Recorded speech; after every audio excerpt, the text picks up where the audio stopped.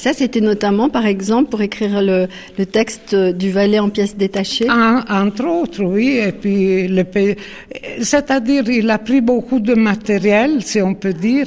Et puis après, il a retravaillé soit dans des chalets où il s'isolait, soit à Genève. Et puis après, on prenait une semaine pour tout relire ensemble. Moi, je trouvais des fois trop long. Et puis vers la fin de sa vie, il a tellement épuré son langage que quelquefois je lui disais, mais il faudrait presque développer. Mais on avait une bonne connivence. Parce qu'en fait, vous, Vanna, vous avez tout relu. Vous étiez vraiment sa première lectrice. Oui, surtout les choses du Valais, parce que moi j'étais à Genève. Puis vous êtes florentine. Oui, et puis je savais pas trop. Alors lui, il était intéressé à ce que je lise. L'aspect était tout différent.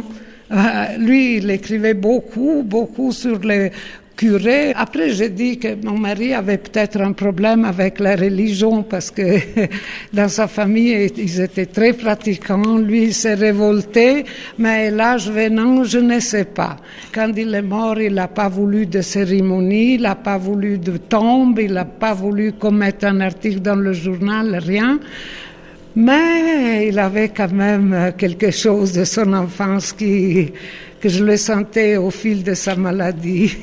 Et alors, travaillait. Peut-être qu'il voulait se convaincre.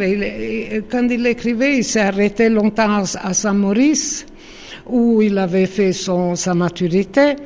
Et il en a parlé très mal. Moi, j'ai beaucoup enlevé. Je voulais pas parce que je disais que ça, c'était une espèce de vomisson de quelque chose qu'il n'avait pas supporté.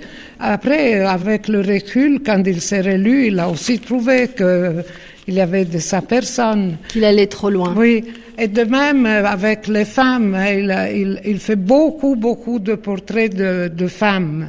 Et parce que, comme il avait un pied-à-terre toujours dans les vallées où il allait, et puis il vagabondait dans le village, il voyait ces dames apporter les enfants à l'école, et puis elle voyait quelques-unes qui se retrouvaient dans un café. Alors il allait, il discutait avec. On va s'approcher de ces femmes, parce que justement ici, dans l'exposition, oui. Il y a un pavillon qui est dédié aux femmes. De femmes, oui, de tout âge, mais souvent âgées.